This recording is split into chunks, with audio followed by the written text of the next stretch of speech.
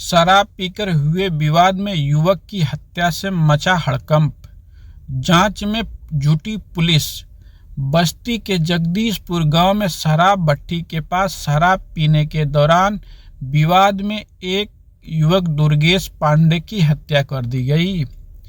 पकौड़ी छानने वाले पौने से हमला किया गया। पुलिस ने आरोपी पिता पुत्र को हिरासत में ले लिया है।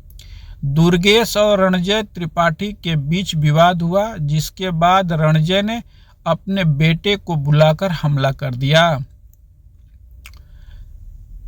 कोतवाली थाना क्षेत्र के जगदीशपुर गांव में शराब भट्टी के पास शराब पीने के दौरान विवाद हुआ, जिससे गुरुवार की आधी रात पकौड़ी छानने वाले पौने से हमला कर युवक की हत्या कर दी गई।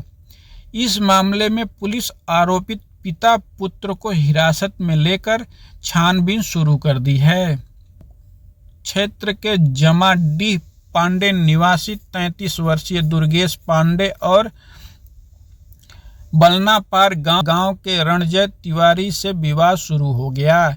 इसी बीच रण संजय तिवारी ने अपने बेटे को भी मोबाइल से बुला लिया। पिता पुत्र ने मिलकर दुर्गेश पर हमला कर दिया। पकौड़ी छानने वाले पौने से सिर पर गंभीर चोट आने से इलाज के दौरान उनकी मृत्यु हो गई। घटना की जानकारी मिलते ही पुलिस अधीक्षक अभिनंदन मौके पर पहुंच गए और उन्होंने बताया कि दुर्गेश और रणजय के बीच शराब पीने को लेकर हुए विवाद में एक घटना हुई। इसके बाद हमले में घायल दुर्गेश की मृत्यु हो गई है। आरोपियों को पुलिस हिरासत में ले लिया गया है। मृतक ऑटो रिक्शा चालक था। पुलिस ने मुख्य आरोपी रणजय को गिरफ्तार कर लिया है।